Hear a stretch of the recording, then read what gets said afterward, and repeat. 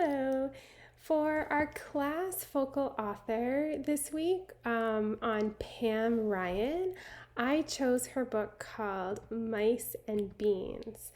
And the reason that I was drawn to this book was actually through a YouTube video of somebody doing a read aloud. And it was really cute because on the back of the book, there's a recipe. And it was this little woman and she cooked up the recipe on the back of the book. And I thought, oh, that's pretty interesting. So, anyways, I was happy I chose the book because it's a really sweet story about a Mexican grandmother who's getting ready for her granddaughter's 7th birthday.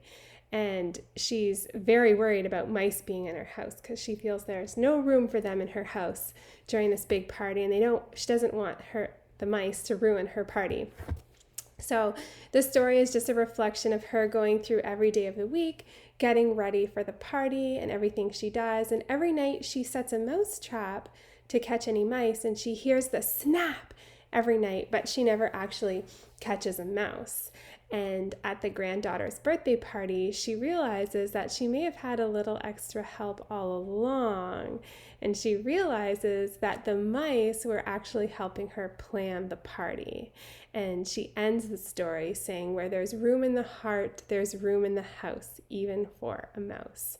So it's a cute story about acceptance and kind of gives us an idea into the Mexican culture because there's some references to Spanish words in there. So it's a really sweet story. And there's lots of connections that can be made with the curriculum. One of them would be a math connection.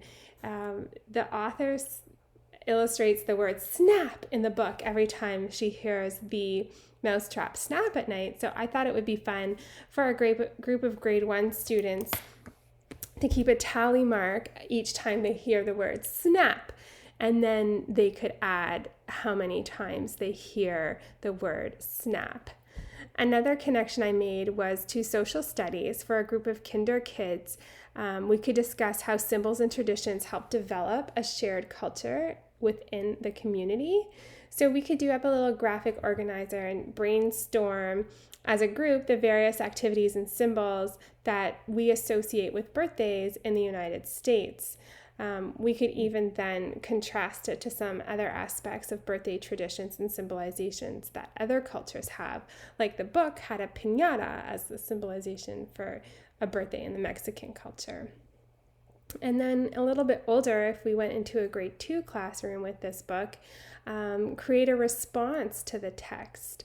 So the grandma's decision was a little bit not the norm of what we would expect about letting mice live in our house.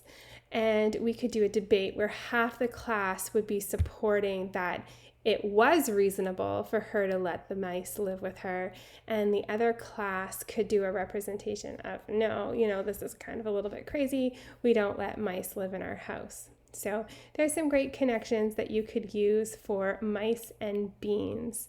Thanks so much.